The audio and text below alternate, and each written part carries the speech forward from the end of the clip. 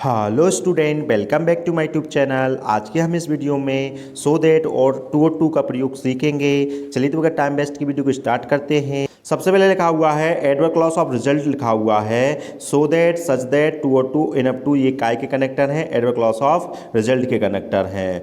तो ये सो दैट और जो सच दैट है इनके द्वारा दो सिंपल सेंटेंस को जोड़कर एक कम्प्लेक्स सेंटेंस बनाया जाता है। कम्प्लेक्स सेंटेंस किसे कहते हैं? जिस सेंटेंस में दो या दो से अधिक सिंपल सेंटेंस जुड़े हों, जुड़कर एक सेंटेंस का निर्माण होता है, उसको हम कम्प्लेक्स सेंटेंस कहते हैं। यदि हम इन कम्प्लेक्स सेंटेंस को सिंपल सेंटेंस में बदलना चाहते हैं तो हमें टू और टू और इनफ टू का प्रयोग करना पड़ता है। चलिए तो हम इनको जान लेते हैं। सबसे पहले हम सो दैट और सच दैट का प्रयोग सीखेंगे। इनका प्रयोग कैसे करते हैं, कहाँ करते हैं और इनमें क्या अंतर है। तो सबसे पहले बात करते हैं सो दैट की। तो सो एक क्या है? एडवर्ब है ना। सो क्या है? इसकी पार्ट्स ऑफ स्पीच क्या होती है? एडवर्ब होता है। ठीक है, तो एडवर्ब का प्रयोग कहाँ किया जाता है? एडजेक्टिव के पहले या फिर एडवर्ब के ही पहले किया जाता है। क्या कहा हमने कि जो सो है एक एडवर्ब है, इसकी पार्ट्स ऑफ स्पीच एडवर्ब होती है। एडवर्ब का प्रयोग एडजेक्टिव के पहले या फिर एडवर्ब के ही पहले किया जाता है। इसलिए जहां भी सेंटेंस में एडजेक्टिव मिले, एडवर्ब मिले, उसके पहले हम सो लिखेंगे। तो सेंटेंस में देखें क्या लिखा है? ही इज पुअर लिखा हुआ है। पुअर क्या है? एक एडजेक्टिव है। तो हम क्या करेंगे इसमें? सो कहाँ लिखेंगे? पुअर के पहले, क्योंकि सो कहाँ आता है? एडजेक्टिव के पहले आता है। और दैट क्या बताता है? रिजल्ट बताता है ना। या कह सकते हैं कि दोनों सेंटेंस को दैट से जोड़ दिया जाता है। तो आंसर में देखें आप क्या कर दिया है? दोनों सेंटेंस को दैट से जोड़ दिया है। तो दैट क्या बताता है? रिजल्ट बताता है। ये सो दैट का प्रयोग हो गया। सो दैट कैसे करते हैं? सो को कहाँ लिखना है? एडजेक्टिव या एडवर्ब सेंटेंस में दिया रहेगा उसके पहले लिखना है। और दैट का प्रयोग कहाँ करना है? दोनों सेंटेंस के बीच में करना है। ये जोड़ने के लिए काम करता है, ये कनेक्टर है। ठीक है, अब हम सच दैट को देखते हैं। सच और सो में क्या अंतर, इसको देख लेते हैं। सच दैट का भी प्रयोग सो दैट के समान किया जाता है। इनमें अंतर क्या होता है ये इसको देख लेते हैं। सच का प्रयोग, ये भी एक एडवर्ब होता है। सच का प्रयोग कहाँ किया जाता है? एडजेक्टिव प्लस नाउन के पहले। कहने का तात्पर्य है यदि एडजेक्टिव के बाद क्या लिखा हो? नाउन लिखा हो, तो ऐसी कंडीशन में हम सो का प्रयोग नहीं करते हैं। काय का प्रयोग करते हैं? सच का प्रयोग करते हैं। नीचे एग्जाम्पल दिया, उससे मेरी बात आपको ज़्यादा समझ में आएगी। क्या लिखा है? He is a poor boy लिखा हुआ है। पुअर क्या है? एक एडजेक्टिव है और बॉय क्या है? एक नाउन है। तो ऐसी कंडीशन में सो का प्रयोग नहीं होता है। काय का प्रयोग होगा? सच का प्रयोग होगा, है ना। एडजेक्टिव के बाद नाउन आएगा तो सच का प्रयोग किया जाता है, सो का प्रयोग नहीं किया जाता है। तो इसलिए इसमें आंसर में देखें सच लिख दिया है काय के पहले, आ पुअर बॉय के पहले। ठीक है, और दोनों सेंटेंस को काय जोड़ दिया है? दैट से जोड़ दिया गया है। ठीक है, उम्मीद है आपको सो दैट और सच दैट का यूज और उसमें अंतर समझ में आया होगा। अब यदि हमको इन कम्प्लेक्स सेंटेंस को सिंपल सेंटेंस में बदलना है तो टू और टू और इनफ टू का प्रयोग करके हम इनको सिंपल सेंटेंस में बदल सकते हैं। अब हम इनमें दोनों में अंतर जान लेते हैं। क्या अंतर होता है? सबसे पहला अंतर तो ये है, जो टू और टू है नेगेटिव मीनिंग देता है, तो इसलिए ऐसे कम्प्लेक्स सेंटेंस को सिंपल में बदला जाएगा जो नेगेटिव होंगे। ठीक है ना। और जो इनफ टू का प्रयोग कहाँ किया जाता है? ऐसे कम्प्लेक्स सेंटेंस जो पॉजिटिव होते हैं, तो ये पॉजिटिव में आता है और ये नेगेटिव में आता है। ठीक है, एक तो अंतर ये हो गया। दूसरा अंतर ये है, इसमें जो टू है ना वह एडजेक्टिव के पहले आता है और जो इनफ है ना वह एडजेक्टिव के बाद आता है। क्या अंतर है इनमें? जो टू है वो कहाँ आता है? एडजेक्टिव के पहले। इनफ कहाँ आता है? एडजेक्टिव के बाद। इसमें ये मेन डिफरेंस है इसमें। ठीक है, तो आप यहाँ पर देखें सो दैट के द्वारा दो सिंपल सेंटेंस को जोड़कर एक कॉम्प्लेक्स सेंटेंस में बनाया गया है। अब हमें टू और टू का प्रयोग कर इन कॉम्प्लेक्स सेंटेंस को एक सिंपल सेंटेंस में बदलना है। ठीक है, अब यहाँ पर मैं आपको दो तरीके बताने वाला हूं, एक ट्रिक वाला और एक ग्रामर का तरीका। आप सबसे पहले यहां देखें, इसको हम बड़ा टू पढ़ेंगे, इसको छोटा टू पढ़ेंगे, जिससे हमें कोई कंफ्यूजन नहीं होगा। ठीक है, तो फर्स्ट एग्जाम्पल को देखें तो क्या लिखा है? He is so poor that he can not buy books लिखा हुआ है। इसमें हमें टू और टू का प्रयोग करना है। पहले ट्रिक देखें तो ट्रिक कैसे काम करेगी आपको। तो सो जहां भी दिख जाए वहां क्या लिख देना है? बड़ा टू लिख देना है। और जहां आपको दैट दिख जाए वहां क्या लिख देना है? छोटा टू लिख देना है। ठीक है, क्लियर है। और इसके बाद हमको एक सिंपल सेंटेंस बनाना है। सो दैट के द्वारा कम्प्लेक्स बनता है, इसके द्वारा एक सिंपल सेंटेंस बनता है। सिंपल सेंटेंस पता है आपको किसे कहते हैं और कम्प्लेक्स सेंटेंस बता दिया था। कॉम्प्लेक्स किसे कहते हैं, जिसमें दो सेंटेंस हो। जहाँ पर देखें दैट के द्वारा एक सेंटेंस ये हो गया, एक सेंटेंस ये हो गया, तो दो सेंटेंस मतलब दो सब्जेक्ट हैं, दो हेल्पिंग वर्ब है, तो कॉम्प्लेक्स सेंटेंस हो गया। इसकी आइडेंटिटी आप ऐसे कर सकते हैं। और सिंपल सेंटेंस की आइडेंटिटी कैसे करें आप, जिसमें एक ही सब्जेक्ट और एक ही हेल्पिंग वर्ब, उसको हम सिंपल सेंटेंस कहेंगे। तो इसको 2 और 2 के द्वारा हमें करना है, एक सिंपल सेंटेंस बनाना है। तो इसमें हमें क्या करना पड़ेगा, सब्जेक्ट और हेल्पिंग वर्ब को हटाना पड़ेगा, तभी तो वो सिंपल सेंटेंस बनेगा। तो आप दैट के स्थान पर जब छोटा टू लिख दें तो दैट के बाद जो दो चीज़ें हटा देना है, सब्जेक्ट हटा देना और हेल्पिंग वर्ब हटा देना है। तो यहाँ पर ही हट जाएगा और कैन नॉट हट जाएगा, और फिर उसके बाद पूरा लास्ट तक उतार देना है। तो आंसर में देखें क्या हो गया है आपका, तो सो के स्थान पर बड़ा टू आ गया है और दैट के स्थान पर छोटा टू आ गया है। अब कितने शब्द हटा देते हैं, दो शब्द, सब्जेक्ट और हेल्पिंग वर्ब। तो ही हट गया और कैन नॉट भी हट गया और बाय से लास्ट तक उतार दिया गया है। ये ट्रिक का तरीका हो गया, ठीक है ना। अब हम समझते हैं कैसे ग्रामर का तरीका है, तो वैसा ही थोड़ा कहने का तरीका बदल जाता है इसमें, ठीक है। तो सो के स्थान पर तो भैया बड़ा टू आ ही जाएगा, ठीक है ना। अब यहाँ पर देखें दैट जो है ना दोनों सेंटेंस को जोड़ रहा है, एक सेंटेंस ये है और एक सेंटेंस ये है ना। तो यहाँ पर सो जो था ना, जो पुअर है ना एडजेक्टिव, इसलिए हमने सो को हटाया, वहाँ पर बड़ा टू लिख दिया है, ठीक है। अब हम सेकंड सेंटेंस जो है ना वो कहाँ से लेते हैं, वर्ब से लेते हैं। ये टू जो है ना वर्ब के पहले आता है, जैसे हमने लिख दिया टू को लिख दिया, इसको हम पढ़ते हैं इन्फिनेटिव वर्ब पढ़ते हैं। तो सेकंड सेंटेंस को इन्फिनेटिव मूड में बदल दिया जाता है। फिर समझें क्या करना है, पहला सेंटेंस कहाँ तक हो जाएगा, पुअर तक दैट के द्वारा दो सेंटेंस को जोड़ा गया है। इसमें जब आपको जहाँ सो दिख जाए वहाँ बड़ा टू लिख देना है। अब सेकंड सेंटेंस कहाँ से लेना है, वर्ब से लेना है, क्योंकि जो टू है ना वो वर्ब के पहले आता है, उसको हम बोलते हैं इन्फिनेटिव वर्ब बोलते हैं। उसके पहले वाले शब्दों को हटा देना है। तो भैया पुअर तक तो पहला सेंटेंस हो गया, दैट ही कैन नॉट हट जाएगा। अब बचा टू कहाँ जाएगा, बाय एक वर्ब है उसके पहले आ जाएगा और अंत तक लास्ट तक उतार दिया जाता है, इसके पहले शब्दों को हटा दिया जाता है, ठीक है। शायद मेरी बात समझ में आपको आई होगी। तो ये दोनों तरीके हो गए। नेक्स्ट एग्जाम्पल को देखते हैं जिससे आपको बेटर तरीके से समझ में आ सकेगा। तो पहले हम ट्रिक का तरीका देखते हैं। तो हम सो जहाँ होगा वहाँ क्या लिख देंगे भाई, बड़ा टू लिख देंगे, तो ये बड़ा टू हो गया, ठीक है। जहाँ दैट होगा वहाँ क्या लिख देंगे, छोटा टू, ये छोटा टू आ गया। अब कितने शब्द हटा दें, दो शब्द हटा दें। तो सब्जेक्ट हटा दो और हेल्पिंग हटा दो, तो ही हट गया और कैन नॉट हट गया और बाकी वैसे के वैसा लिख दें। ये हो गया, ट्रिक हो गई। अब दूसरा तरीका देखें, ग्रामर क्या कहती है, जहाँ सो है वहाँ क्या आएगा, वहाँ तो टू आएगा, क्योंकि ये दोनों ही एडवर्ब है, इनको रिप्लेस किया जाता है, ठीक है ना। तो दैट के पहले और दैट के बाद ये फर्स्ट सेंटेंस, ये सेकंड सेंटेंस हो गया ना।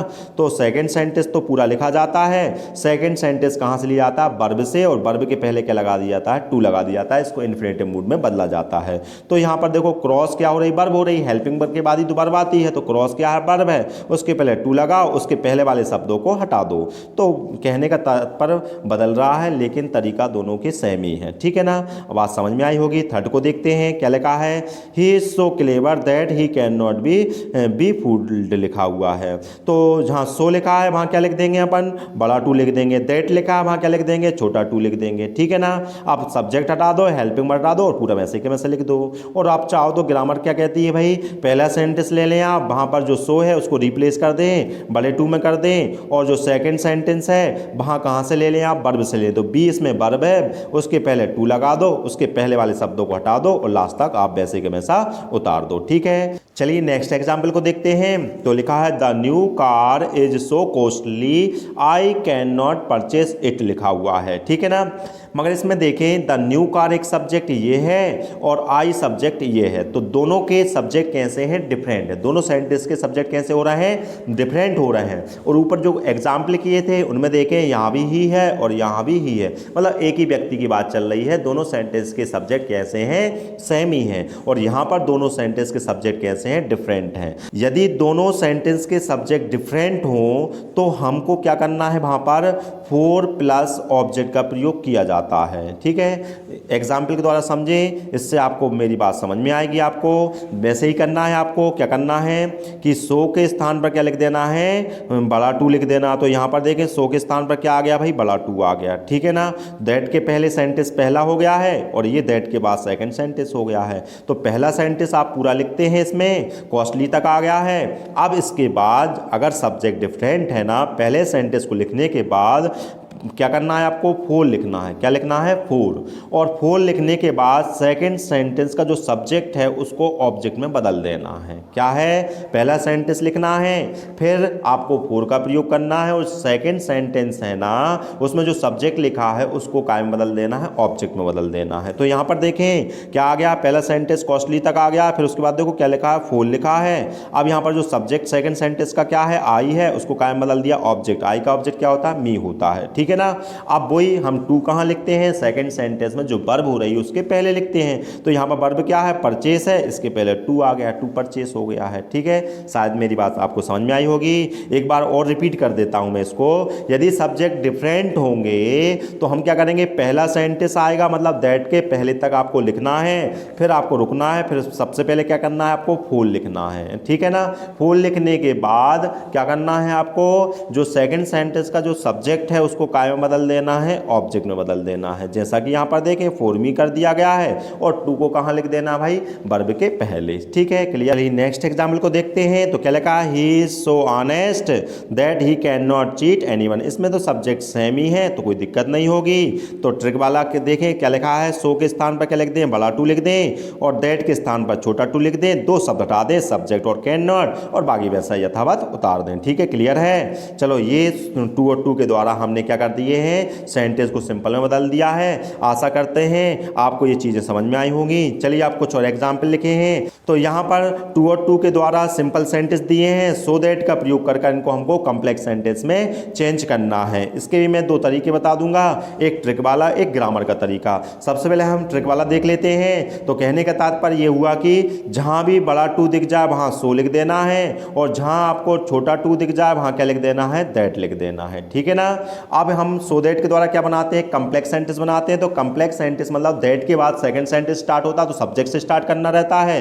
तो दैट के लिखने के बाद आपको दो शब्द जोड़ना रहेंगे, सब्जेक्ट और उसके बाद हेल्पिंग वर्ब। क्या जोड़ना पड़ेगा, सब्जेक्ट और हेल्पिंग वर्ब। फिर सुन लें, दैट के बाद क्या लिखना रहता है, सब्जेक्ट लिखना रहता है और हेल्पिंग वर्ब लिखना रहता है। अब जो दैट के बाद जो सब्जेक्ट लिखा जाता है वह कहाँ से लिया जाता है, तो पहले सेंटेंस में जो सब्जेक्ट लिखा है उसका प्रोनाउंस लिखा जाता है। यदि यहाँ पर ही प्रोनाउंस है तो यहाँ पर हमें कोई दिक्कत नहीं होगी। यदि यहाँ पर नाम होता राम तो उसका हम प्रोनाउंस लिखते हैं, राम का प्रोनाउंस क्या बनता है, ही बनता है ना, प्रोनाउंस लिखा जाता है। और दूसरी बात क्या है, हेल्पिंग वर्ब में क्या लिखना है आपको, कैन नॉट या कुड नॉट लिखना। क्या लिखना है, कैन नॉट और या फिर कुड नॉट लिखना है। ये कैसे चलेंगे भाई, यदि टेंस प्रेजेंट का हुआ तो कैन नॉट लगा देना है, यदि टेंस पास्ट का हुआ तो कुड नॉट लगा देना है, ठीक है। चलिए करके देख लेते हैं। तो क्या लिखा है, he was too big to walk लिखा है, ठीक है। इसको सो दैट के द्वारा कॉम्प्लेक्स बनाते हैं। तो जहां भी आपको क्या दिख जाए, बड़ा टू दिख जाए वहां क्या लिख दो, सो लिख दो, ये सो आ गया, ठीक है। जहां छोटा टू लिखा है वहां क्या लिख दो, दैट लिख दो, ये दैट लिख दिया है।